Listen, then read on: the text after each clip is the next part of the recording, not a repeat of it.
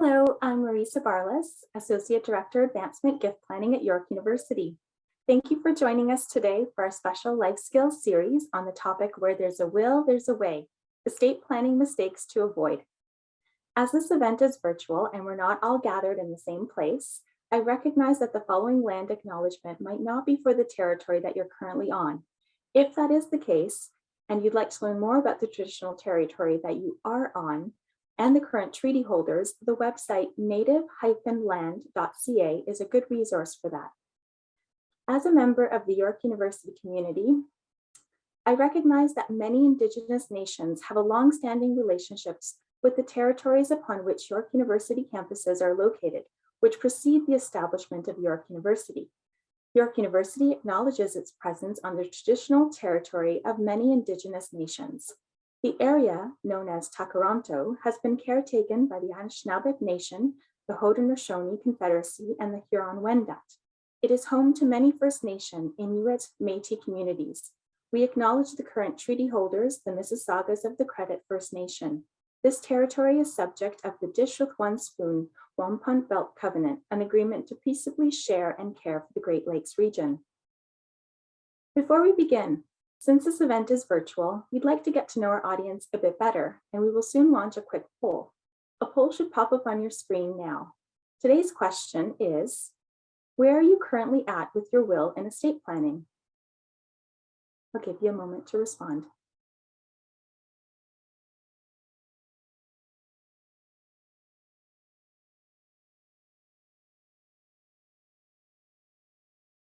Thank you everyone for participating. That's great information to know. It's helpful for us and our speakers to gain a better sense of where our audience is at with regards to estate planning and your knowledge on the topic for discussion today.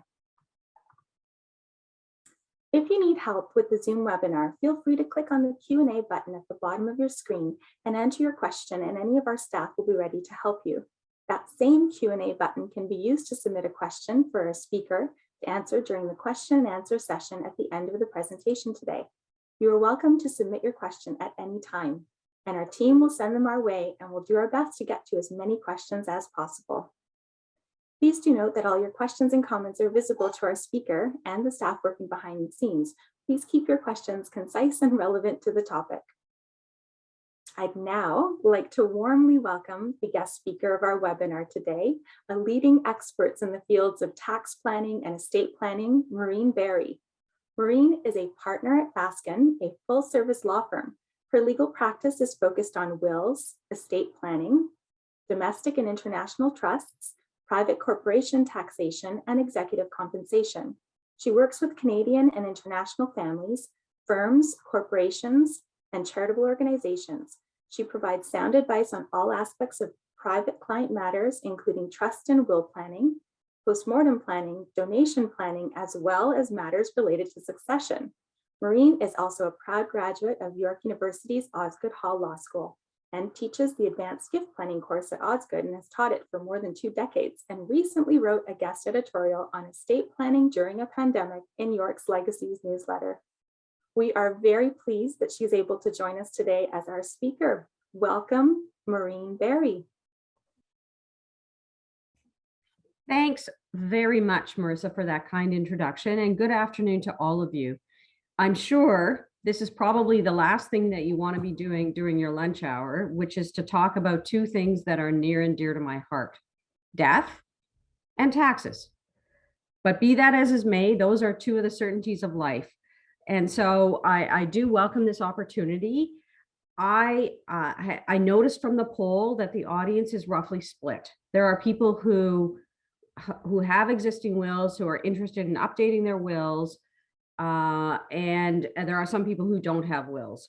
So for those of you who have existing wills, I will try and tailor some of my comments to perhaps considerations that you might want to take into account in revising those wills. For those of you who don't have wills, I will try and convince you of the importance of actually undertaking that planning, and so that you can get it done.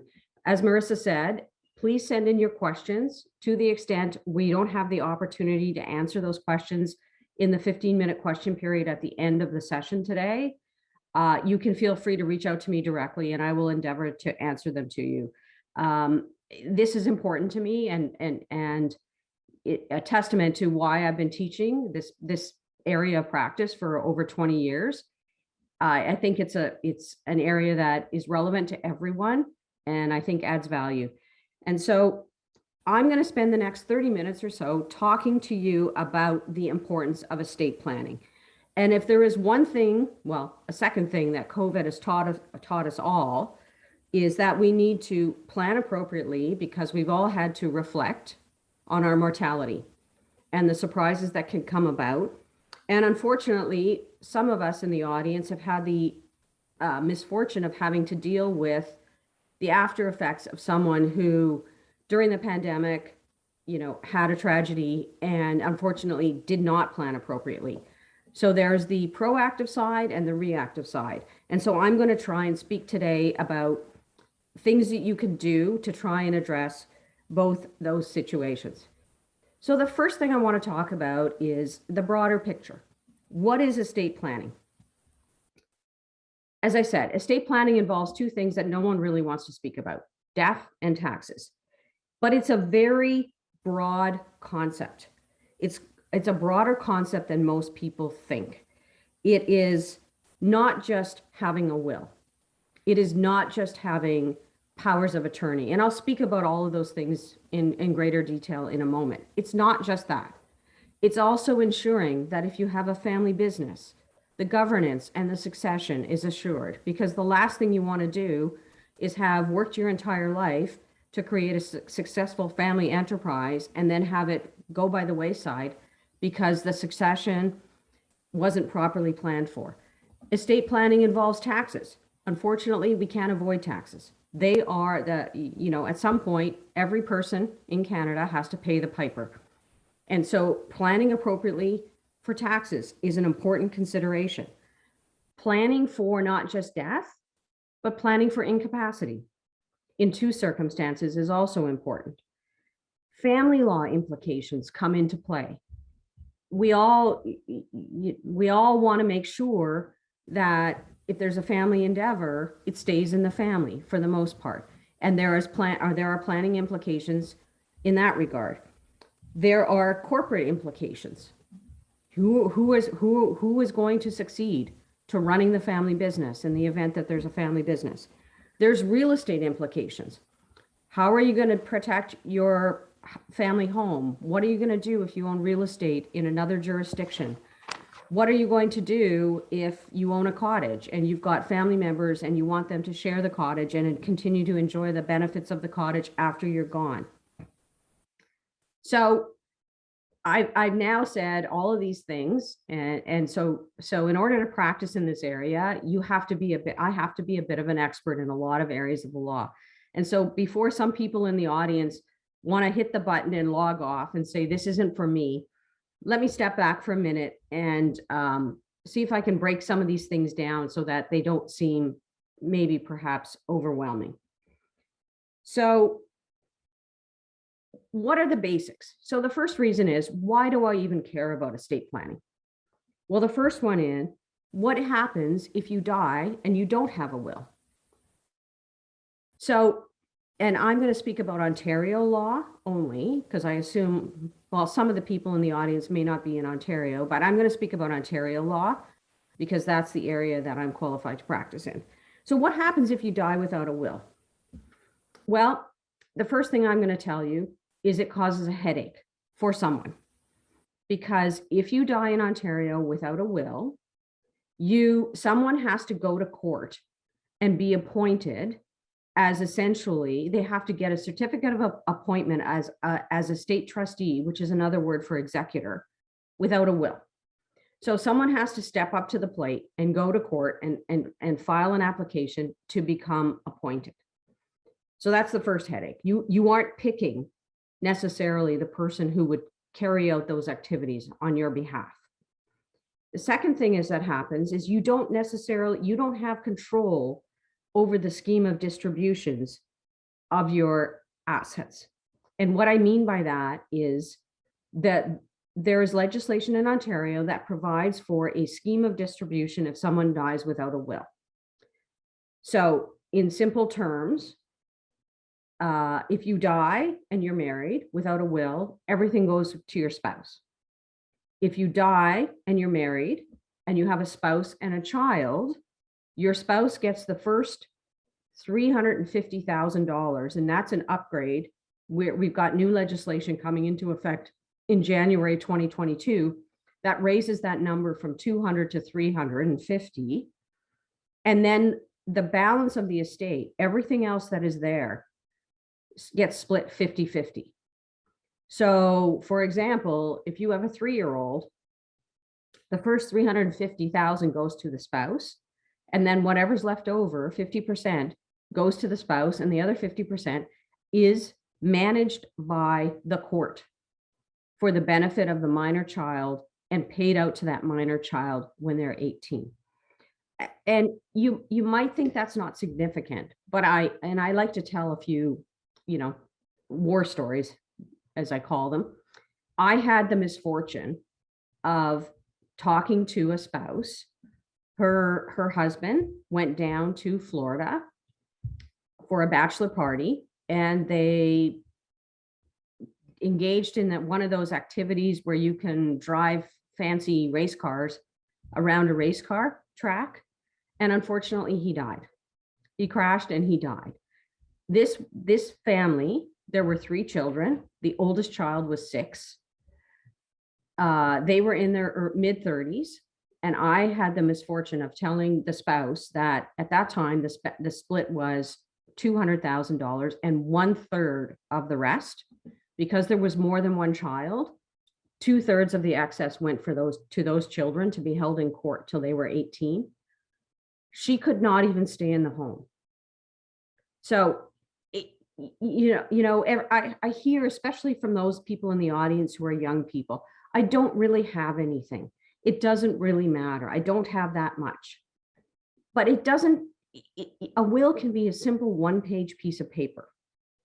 Name somebody, say where you want your stuff to go, and sign it. And you can even do it yourself. You can do a holograph will. You can write a will that's all in your own handwriting, dated and signed, and that's a valid will in Ontario. So I can't emphasize enough that doing nothing is also, people say I've done nothing, so I haven't done anything. You've actually made an affirmative decision to do nothing. So I stress that. But we've talked now about wills. Let's talk about powers of attorney, because those go hand in hand. So a will speaks from death. And so a will is an operative document that talks about who's going to do your stuff, who's going to deal with your assets, who's going to pay your debts, who's going to make the distributions. That's all governed by a will. But what happens in the intervening time? What happens if you're not deceased, or someone's not deceased, but they're just not capable of making decisions? The documents that govern in that circumstance are known as powers of attorney. And in Ontario, we have 2 different types of powers of attorney. We have a power of attorney for personal care, and we have a power of attorney for property. The power of attorney for personal care is a document that you can sign that speaks to who you are naming to make decisions related to your personal care, medical, housing, treatment, those sorts of things. A power of attorney for property deals with non-personal decisions. So the power of attorney for property is what I'm sure most people think of is who can sign checks on my bank account, who can sell my house if it needs to be sold, who can do all those sorts of things. Those are 2 different documents with 2 different requirements. And there is an important distinction. A power of attorney for personal care is a document you sign today and says, I name X to make personal care decisions on my behalf. And if X can't do it, I name Y. That document, when you sign it, is a live document. But the legislation in Ontario provides that the attorney that is named cannot make decisions or override decisions if the person who signed the document is capable of expressing their own wishes. So I hear in, cocktail party chatter or whatever, someone saying, I don't want to sign a power of attorney for personal care because they might decide that I shouldn't have some treatment that I want, or they're going to pull the plug, or I hear those kinds of stories. If the person granting the power of attorney, so the person who's signing and saying, I'm appointing X, is capable of expressing their own wish, his or her own wishes, the attorney has no authority. They cannot override. So it is really there as a stopgap. And it's an important document. The other one I mentioned, which is the power of attorney for property rather, is a document that allows people to manage your financial affairs. And those documents, someone who has the authority under a power of attorney for property can use that document. If there are no limitations on the face of the document, can use that document and do everything that the grantor, the person signing the document, could do except make a will. Someone cannot use a power of attorney for property to sign a will on someone else's behalf. So, it's a powerful document. It's a useful document.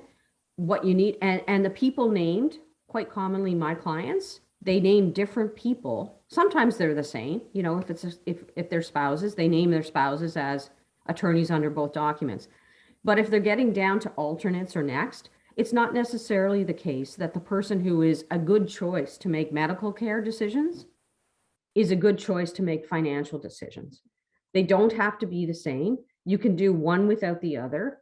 It's all part of that sort of overall package. So you say, okay, fine. I've got my will. I'm going to do my will. And part of the process of doing the will is doing an inventory of your assets, figuring out, do you have obligations? Are you subject to a separation agreement from a former marriage? Are there things you need to look after? Are there people in your world who are financially dependent on you that you have an obligation to support going into the future? So all of that information gets gathered. And then the next question is there a way we can use the provisions of the Tax Act and the will drafting to optimize the results? Because at the end of the day, if someone in Canada dies and does not leave their property to a spouse, there is a tax event. And so there is a deemed realization of assets on death, and you have to pay the capital gains tax. The estate is an obligation to pay the capital gains tax. And so part of the will planning exercise is there a way that we can mitigate the income tax consequences? And, the most simple will, I leave everything to my spouse. That avoids any income tax implications until the death of the second spouse. That's easy. The problem is that might not be appropriate, because if you think about it, leaving everything to a spouse, everything you own now becomes owned by the spouse, and you cannot control what that spouse does with that property. So ultimately, you've left everything to a spouse. And so for more complicated or sophisticated planning, we sometimes leave assets not directly to a spouse, but to a trust for the spouse, where the spouse has certain entitlements during his or her lifetime, but the person who drafted the will has preordained under the terms of his or her will where those assets will go on the death of the spouse. So that's, a little bit of a layer of complexity. So that's trying to deal with income tax implications. The other thing we try and deal with in planning in Ontario are probate fees. In Ontario, in order to convey certain assets, you will require a probated will. And what that is basically a copy of a will with a certificate from the court on the top of it with a nice gold seal that says, this is indeed the last will and testament of Jane Doe. And the reason why you need that is because institutions, for example, banks, investment companies, those sorts of things, they're not going to be comfortable if I was to show up with a photocopied will and say, this is my mom's will, let me move the money out of the bank account. They are going to say, nice try, Maureen. go to court, come back with the will with a gold seal on it so that we know we are not at risk for letting you deal with those assets. So that's the probate process. The fee that you have to pay in Ontario for the privilege of getting that gold seal is essentially 1.5% of the value of the assets that are the subject matter of the will. You get an exemption for the first $50,000, but let's just move. So it's essentially a 1.5% toll charge for the privilege of getting the gold seal. Well, anyone who lives in and around Toronto, and the value of homes, that 1.5% can add up very quickly.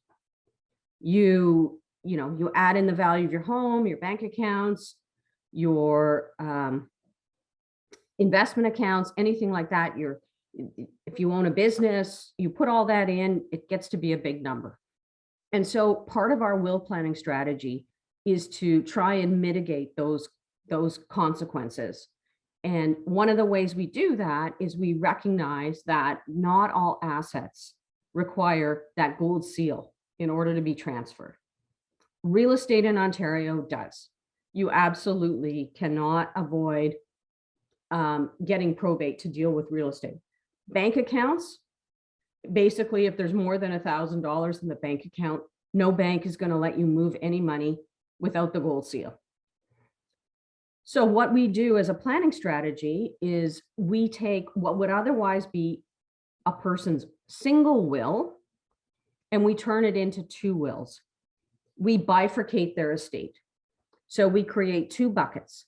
One bucket is a will that deals with all of the assets where we need the gold seal.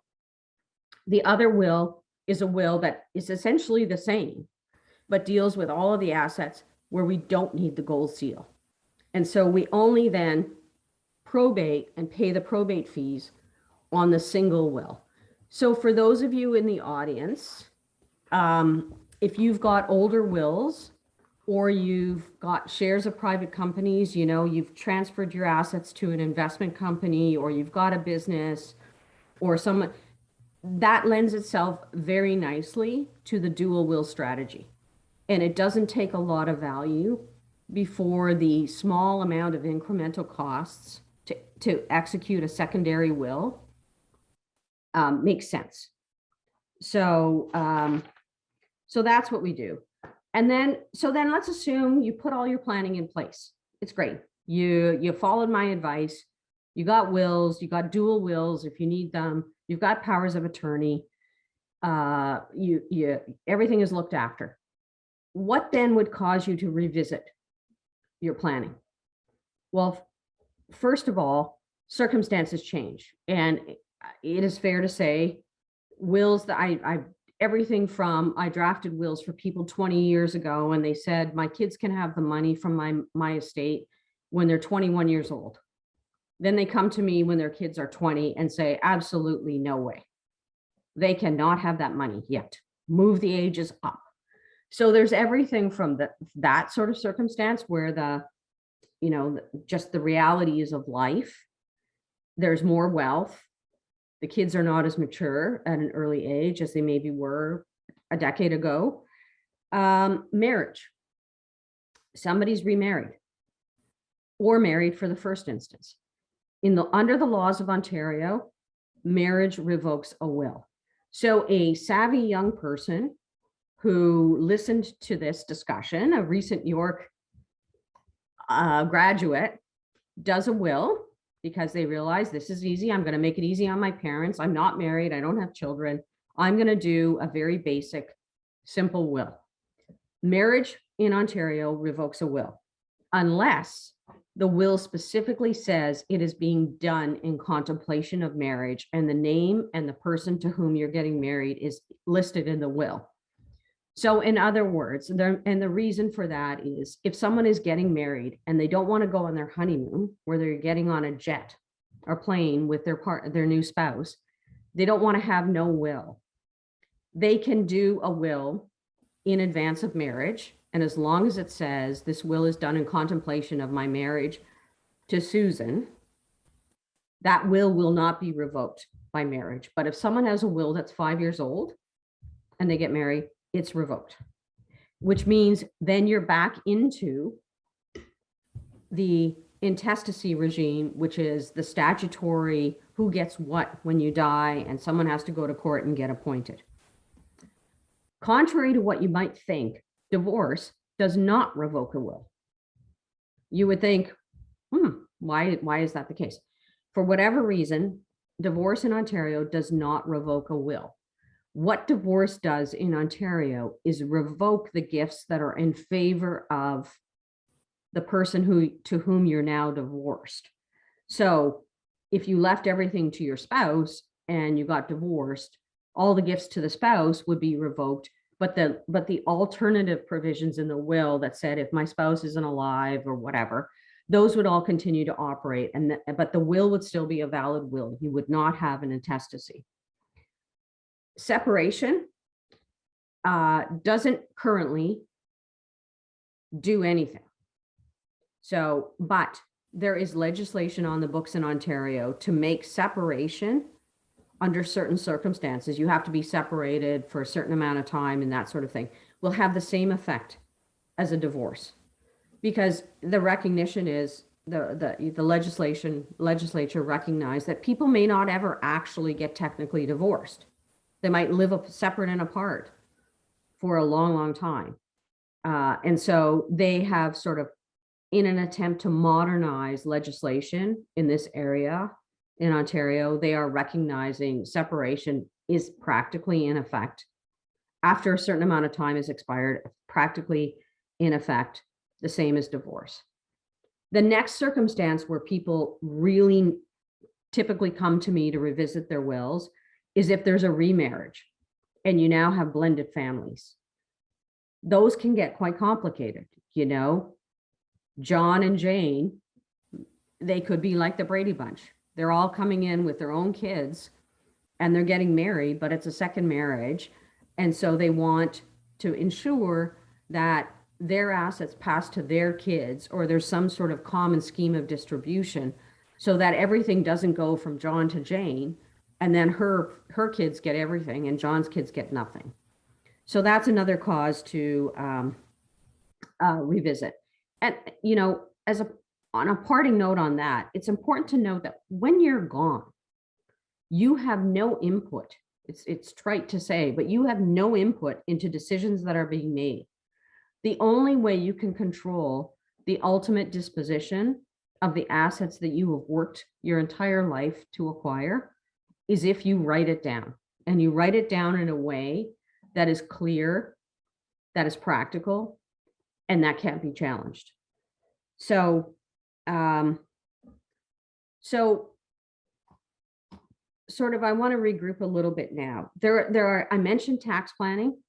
The other thing, there are certain planning transactions that you can put in place through drafting of a will or other documents that are extraneous to the will, but part of the estate planning exercise that can give you very beneficial results. You can, for example, I mentioned, you can do certain tax planning. You can do tax planning in advance of death. You can do tax planning after death, called post-mortem tax planning. And that's a way where your advisors come in after the fact and deal with your assets in a way that can mitigate tax consequences. There are also ways to wisely engage in charitable giving for people who have a benevolent side to them. There are certain types of charitable giving strategies that you can utilize in the context of a will. You know, obviously you can give a donation any year that you're alive and you get the receipt and everyone understands that that works. But if you want a recipient under your estate to be a charity, there are good ways to do that and there are not so good ways to do that. And so it is important to consult with someone who understands the rules and understands how to maximize the benefits that your estate gets from the charitable giving, and also the timing parameters on when those donations have to be made. We already spoke about probate planning and dual wills. Designations are important. And by designation, what I mean is It used to be the case, if you bought a life insurance policy, you filled out a little form at Manulife or Sun Life or wherever you bought it, and it said, where do you want this money to go when you die? The easy thing to people do, and people commonly did them, is they said, well, just pay it into my estate. Then my will is going to govern wherever those amounts go. That's a viable strategy in terms of making sure things go under your will the way you want them to go. The bad part of that is you just poured those policies into your estate, and they are now subject to the gold seal 1.5% toll charge, because you have now made those assets part of the will as opposed to outside of the will. So another thing that we do when we do will drafting is we make those designations in a will, but we make them in a way where you can be sure they're going to the right person. And if you want them to be held till someone's 25 before you pay out $1 million life insurance policy, that can all be done within a will. We just technically don't flow it into the estate. So your estate, if you think in that circumstance, might say Joe should only get money when he's 25. We can deal with the life insurance, the RSPs, the TFSAs, the pension plans. We can deal with all of those things as a designation in the will, because I know from practical experience, those things build up over time. You signed some form when you started working when you were 27. You don't know what you put on that form. You certainly didn't put some complicated trust provision in place. And so part of the will drafting exercises, we clean all of that up. We would clean all of that up for someone. The last thing, there are a couple more things I want to talk about because I'm going to run out of time. I tend to be verbose and I apologize for that. Succession and family business. I can't stress how important that is. It is one thing for mom and dad to have built a business over the course of 40 years or 45 years of working. And then in their wills, they just say, all the shares of the family business go to the 4 kids equally. Experience has shown me that's a recipe for disaster. And so part of a proper estate planning exercise is to try and deal with that in advance. Who's actually going to run the business? Do we need to deal with the share structure of the company so that we've got the right people who have voting say and the right people who are still entitled to reap the economic benefits, but aren't necessarily supposed to be controlling it? I'm from a family of 4, and I can tell you, in all honesty, if you put the 4 of us together, we get along very well. But if you put the 4 of us together to run something, we won't be able to run it. And so that's the benefit of forethought, and that's the benefit of planning. You can think about those things. You can have the discussions with your family. You can put structures in place to ensure that your wishes are respected. And you haven't left sort of a dead zone when you're gone, where they're trying to do it after the fact. And Susie is saying, Mom wanted this, and Joe is saying, Dad wanted this, and Ben is saying, I have no idea, and I don't care. I just want to get a check because I am an artist and I have no interest in running a manufacturing plant. And so the benefit of planning is that you can deal with all of those things.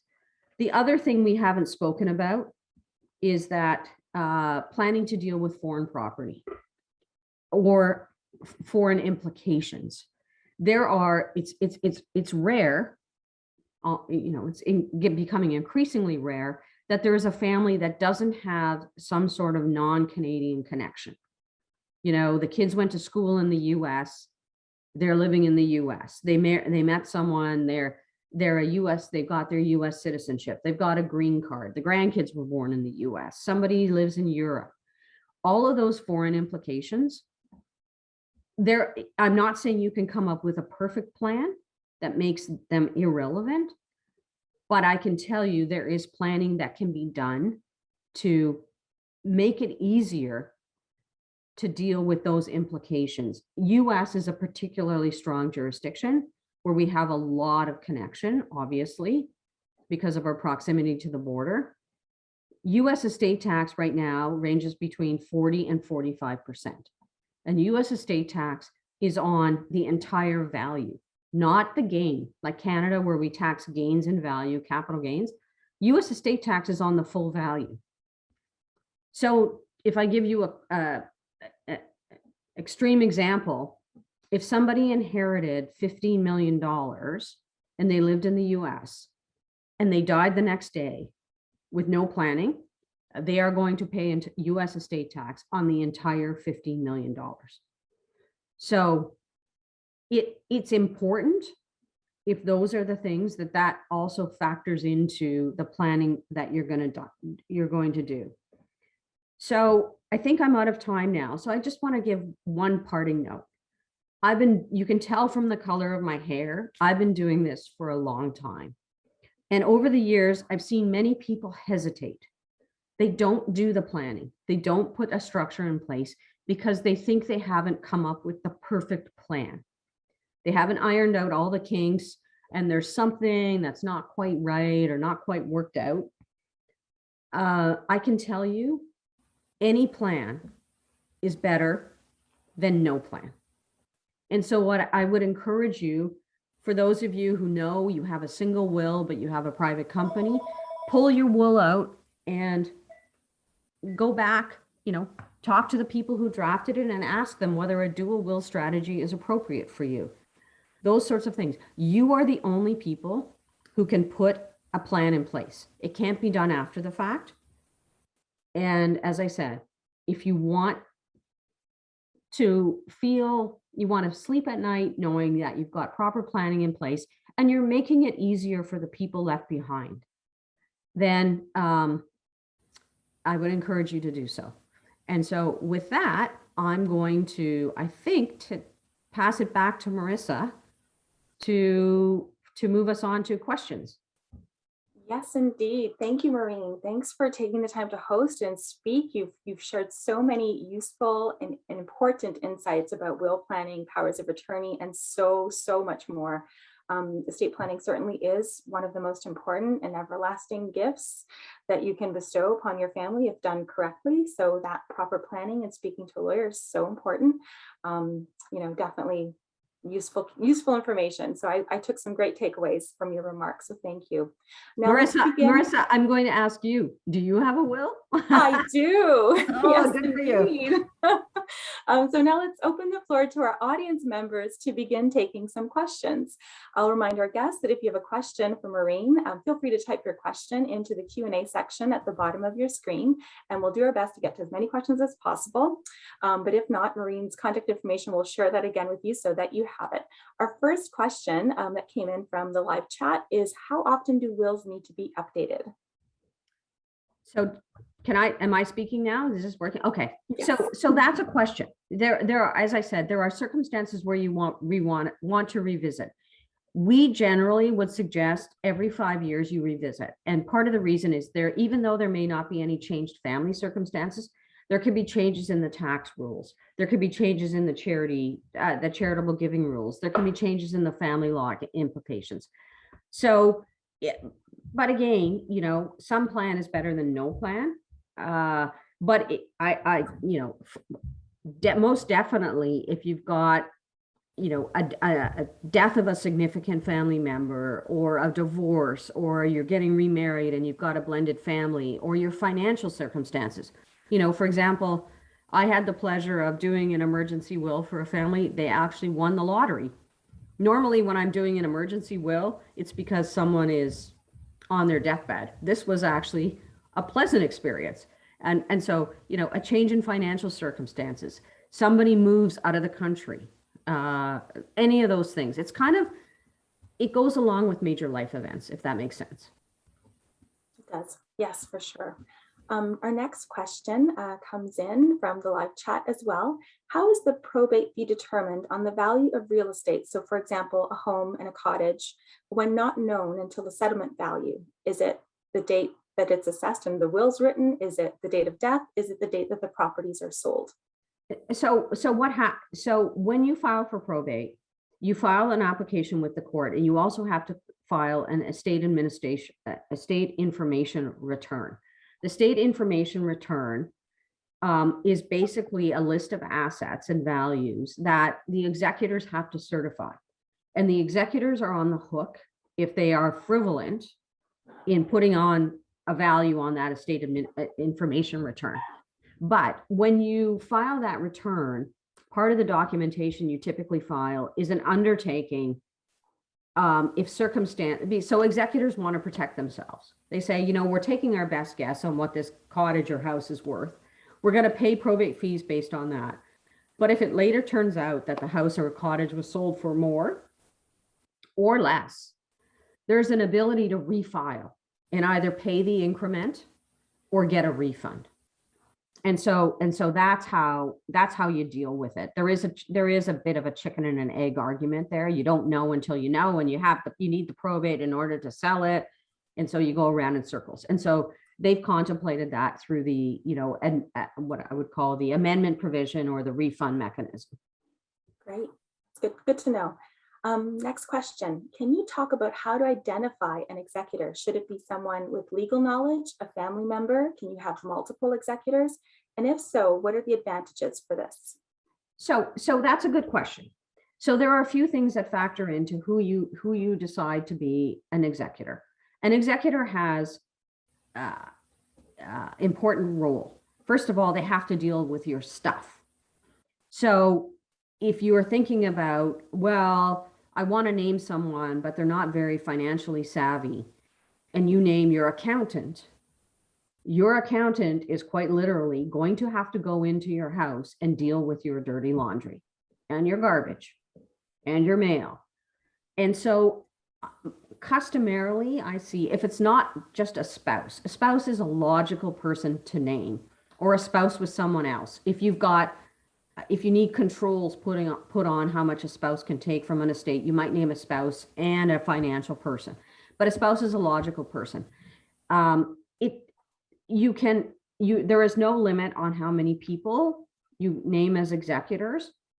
What you need to know, there are two things that you need to know. In Ontario, unless the will provides otherwise, executors have to act by majority. So if you name two people, they each can deadlock each other and nothing, potentially nothing gets done. So customarily, I see either one, it's just the spouse, or I see three. So you've got an ability to have 2 out of 3 move forward. The other thing you need to know is the jurisdiction where the executor resides is important. If someone is in the US and is named as an executor or is named as an attorney under a power of attorney, they have reporting to the IRS that they have to comply with, even though they're not acting yet.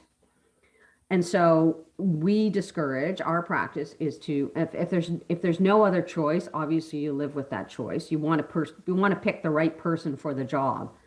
But if all other things being equal, if you can avoid naming someone in the US or avoid naming someone in another country, that's ideal. The US is one country, but other countries as well. In Ontario, when you need to deal with the administration of an estate, if you are a non-resident executor, the court can require you to post a bond. They want to know you're not going to take off with the money, hop on a plane and go off to Germany.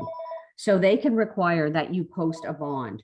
And we can try and deal with that in a will by saying we don't want our executors to have to post a bond, but it is the court's prerogative to order that. So those are a couple of factors, but there is no right or wrong answer. The number, the ages, a combination is fine. And so I hope that answers the question. And there's a difference between having multiple executors appointed from the get-go and having alternates. So you may name executor A to be the executor, but when executor A can't or won't or dies, then it's this person, it's B. And if B can't or won't or dies, then it's C. So you can preordain the succession chain in a will in terms of naming executors. Very helpful. Thank you, Maureen, for that answer. All right, next question is, what happens to life insurance where there are children who are the beneficiaries and the former spouse remarries and passes away? I don't know Okay. if the beneficiary is the spouse or the beneficiary. Yeah, of life so insurance is that's the children. question. So life insurance is acquired by somebody on the life of someone else.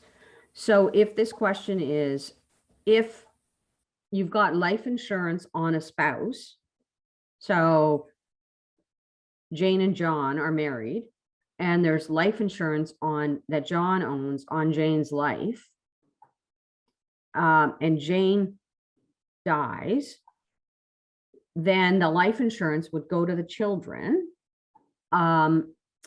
Depending on the form of the designation, there could either be that, like, those life insurance proceeds could be held in trust for the kids until they're a certain age. They can't be paid directly. They won't be paid directly because minors cannot sign a receipt. So no life insurance company is going to pay life insurance to a 6-year-old when they can't get a receipt for having paid out those proceeds. So that's a little bit more complicated question, Cynthia, and I'm not sure I answered it properly. So if you want to send me a direct email after the fact, I'll try and do a better job of answering that one. My apologies. Okay, perfect. Thank you, Maureen.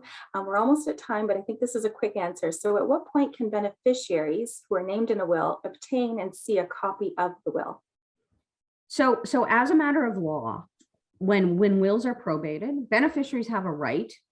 When wills are probated, they get served a copy of the will and the probate application. So that's when legally they will see the information.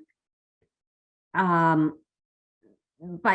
that's the latest. There's also a practice of, look, if you've got a functional family and everyone's getting along, people just share the contents of the will ahead of time. The executors say, I don't want to be perceived as being putting up a blockade and not sharing information. We're trying to do this in an amicable, friendly, efficient way. So they might get a copy of the will sooner, but they absolutely do have a right to see a copy of the will. And they would be served with that will when the will is probated. Perfect. Or see the clause that pertains to that beneficiary, I'm assuming, unless they're a residual beneficiary, and then they get to see the full will. Well, no, once a will is probated, the will is a public document. So someone can go to the courthouse and see the whole thing. Okay, didn't know that. Wow, interesting. Well, thank you. Thank you to our audience members for asking Maureen some really excellent questions. And I do hope that the information and tips and strategies that Maureen has shared with you were very helpful. If you'd like to explore these options further, I'd encourage you to speak with Maureen. We'll put up her information again shortly, or a lawyer who specializes in wills and estate planning to discuss your own unique situation and to also help you plan with proper planning for your beneficiaries, your loved ones, and your favorite charities of choice. Thank you, Maureen, so much for sharing your wisdom, your estate planning tips with us today. And if you weren't able to, again, we weren't able to get to your question, Maureen will be certainly open. You can email her at mberry@baskin.com, and she'll be more than happy to take your questions. Or if you'd like to learn more about ways to create a legacy at York University, you may visit myyorklegacy.com. And finally, there's Maureen's information, so feel free to take that down or rewatch the presentation. We will share it with you shortly. And finally, just before we close, we'd welcome your feedback on our final polling question to learn how you'd rate the information shared in today's presentation. A poll should pop up on your screen, and I'll just give you a moment.